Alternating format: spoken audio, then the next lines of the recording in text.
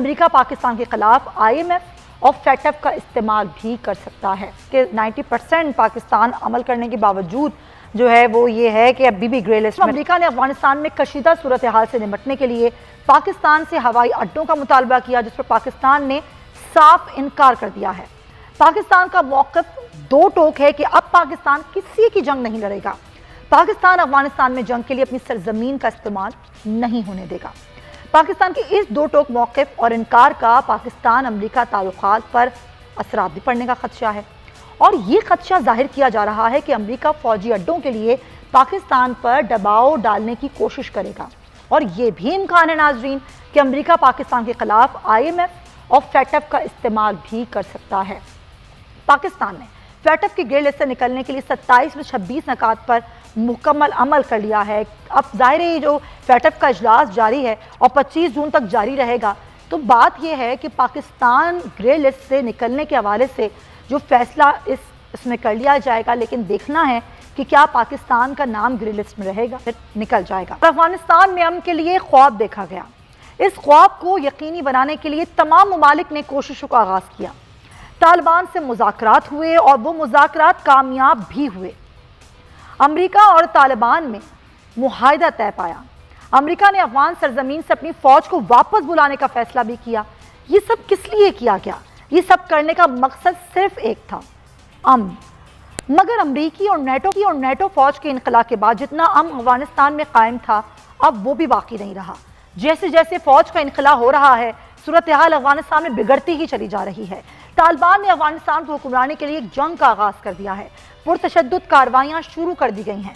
अफगानिस्तान में खून रेजी शुरू हो चुकी है। गुज़िश्ता हफ्ते 80 अजला में होने वाली लड़ाई में 100 तालिबान जंगजुओं समेत 90 सिक्योरिटी एहलकार मारे जाने की इत्तलात हैं। फरीक़ैन की जानिब से हलाकतों की तादाद तो नहीं बताई जा रही। सूरत हाल इंतहाई कशीदा हो चुकी है और अफगान फ़ौज तालिबान के आगे बेबस नजर आ रही है। अफगानिस्तान में शुरू होने वाली ये जंग खित्ते के अमन के लिए, बिलखुसूस पाकिस्तान के अमन के लिए एक बहुत बड़ा खतरा है। पाकिस्तान की जानिब से मुसलसल कोशिशें की जाती रही और अब भी कोशिशें की जा रही हैं कि वह अफगानिस्तान में अमन के लिए अपना किरदार अदा करे, और पाकिस्तान और दीगर ममालिक से भी यही गुजारिश कर रहा है कि वो अपना अपना किरदार अदा करें, जो इस वक्त खित्ते के लिए नाज़रीन बहुत अहम है। FATF की ग्रे लिस्ट से पाकिस्तान के निकलने के कितने इम्कानात हैं, पाकिस्तान ने क्या इक़दाम किए हैं, इस पर भी हम बात कर रहे हैं। अब तक मनी लॉन्ड्रिंग, दहशतगर्दी के मामलात के हवाले से भी पाकिस्तान काम कर चुका है। मुतादिद क़वानीन है जिस पर ज़रूरी तरामीम की मंजूरी भी पाकिस्तान ने दे दी है, और पाकिस्तान ने जो FATF की सिफारिशात पर अमल करते हुए वफाकी सतह पर 11 जबकि सूबाई असम्बलियों से 3 बिल जो हैं वो मंजूर करवा लिए हैं। इस तमाम तर सूरत हाल को देखते हुए अमजद साहब, आप क्या समझते हैं कि वाकई कल पाकिस्तान ने जो इकदाम उठाएँ उसका जायज़ा लिया जाएगा? क्या वाकई तन पाकिस्तान इतने मामला इतने इकदाम उठा चुका है कि पाकिस्तान अब ग्रे लिस्ट से निकल जाएगा? क्या इम्कानात हैं? रोशन है। देखिए, पाकिस्तान तकरीबन 90% नुकात, बल्कि 90% से कुछ ज्यादा पे अमल कर चुका है, लेकिन उसके बावजूद ये कहना कि पाकिस्तान को ग्रे लिस्ट से निकाल दिया जाएगा, ये मुमकिन नहीं। इसमें शक व शुबा मौजूद। उसकी बुनियादी वजह ये है, जैसे अभी महमूद शाह ने भी बात की, कि ये जरूरी नहीं है कि पाकिस्तान के कवानीन या किसी और चीज में मसला था तो इस वजह से पाकिस्तान को यहाँ इस कैबिनेट में लाके खड़ा किया गया।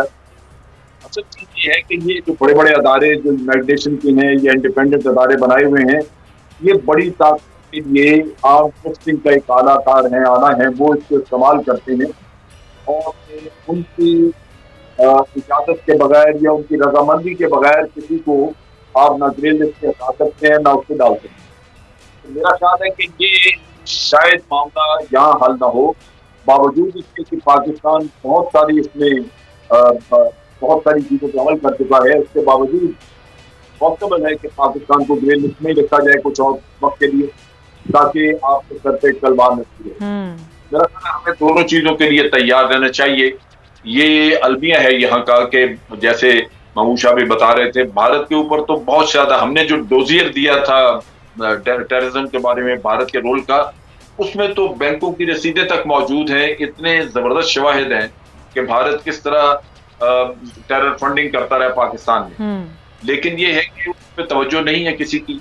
वो सिर्फ इस वजह से कि भारत के साथ मफादात हैं इस वक्त, तो ये हमें समझ लेना चाहिए कि ये जो बैनुल अक़वामी सियासत है, ये मुफादात और मुनाफ़क़त पे मबनी है। इसमें ये इंसाफ का मामला जो है ये पीछे रह जाता है और ये नहीं सोचना चाहिए कि ज़रूर इंसाफ की बुनियाद पे आपको कोई रिलीफ मिलेगा, वो शायद ना मिल सके। लिहाजा पाकिस्तान को दोनों तरह से तैयार रहना चाहिए।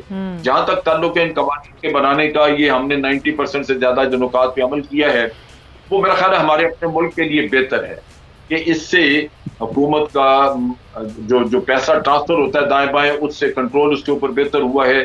कवानीन की शक्ल में आपको ये बाहर से रेमिटेंसेस ज़्यादा आनी शुरू हुई हैं उसकी वजह से, क्योंकि लोग और हवाला के ज़रिए नहीं भेज रहे। तो फ़ायदा तो हुआ उनको, तो हमें उस पर नज़र रखनी चाहिए। बिल्कुल सही। हारिस साहब, अब जिस तरह से अमजद साहब भी कह रहे हैं कि 90% पाकिस्तान अमल करने के बावजूद जो है वो ये है कि अभी भी ग्रे लिस्ट में रहेगा। ये जो इंटरनेशनल पॉलिटिक्स है, इससे निपटने के लिए पाकिस्तान क्या करे? अगर मामला ऐसे ही चलना है और पाकिस्तान ने तमाम क़वानीन पर अमल करने के बाद भी ग्रे लिस्ट में रहना है, तो फिर पाकिस्तान करे क्या? देखें सुमैया, 90% अगर हमने सब कुछ कर लिया है तो आज किसी और मुल्क को, किसी को भी चेक कर लें, इंडिया को चेक करें ना, जहाँ पर $1.5 बिलियन की मनी लॉन्ड्रिंग हुई है, 40 बैंक्स इन्वॉल्व हैं, ग्लोबल टेररिज्म की उनके बारे में रिपोर्ट्स आती हैं, बलूचिस्तान में जो कुछ कर रहे हैं वो ओपनली कह रहे हैं, पाकिस्तान के सेटल्ड एरिया में वो कहते हैं इसको हम सेपरेट करेंगे, सेपरेट मूवमेंट को मत करेंगे। Nobody asked them. बात यह है कि आज आप एयर बेसिस, आज इंडिया अमेरिका की बात मान जाएं तो टुमारो आप क्लियर हो जाएंगे, you will get in a white place. But first time I am very happy, we must take a stand. आपको जो मुश्किलात आती हैं, आप एज ए सॉवरेन स्टेट एक आपने डिसीजन लिया है और आइंदा भी लें। दैट इज़ वाई आपकी कॉमेडी ऑफ नेशन में आपकी रिस्पेक्ट भी होगी और आपकी हो भी रही है। बहुत फ़र्क है।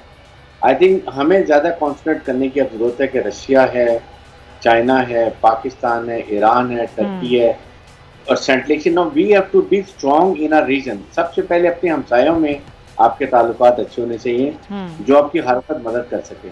और उसके बाद इस वक्त अगर ये अमेरिकन नहीं भी चाहते, क्योंकि ये ज़ाहिर है कि IMF, वर्ल्ड बैंक, FATF, ये तमाम अदारे कमज़ोर मुल्कों की आर्म ट्विस्टिंग के लिए, अपने मर्जी के फैसले करवाने के लिए, we had had enough of it. अब मेरे ख्याल में हमें स्टैंड लेना पड़ेगा और हमने स्टैंड ले लिया है। मे भी हो सकता है कि इसकी ये अभी इन चीज़ों को पता है कि सब दुनिया देख रही है, शायद FATF आपको इस दफ़ा वाइट लिस्ट में ले आए और they might keep list, but we have to stand now, it is enough. I think हम बहुत बड़ी प्रॉस्पेरिटी के तरफ हैं। तमाम चीज़ें छोड़ के CPEC की तरफ कॉन्सनट्रेट हमने किया हुआ है, हमने इसको कंप्लीट करना है। It is a stepping stone towards पर हमारी इकोनॉमिक प्रॉस्पेरिटी। और आप देखें, हम एक इस्लामिक मुल्क हैं, हम एक न्यूक्लियर मुल्क हैं। अगर हम इकोनॉमिक तरक्की कर लेते हैं तो हम अपने फैसले अपने मुल्क के मफादात में करेंगे। हमारी जियो स्ट्रेटिक लोकेशन ऐसी है, हम न्यूक्लियर मुल्क हैं, हमें कोई ऐसे कोई इंडिपेंडेंट जो अबंडेंट नहीं कर सकता। हमें सिर्फ एज ए नेशन स्टैंड होने की बात है। बिल्कुल all should fight as a nation.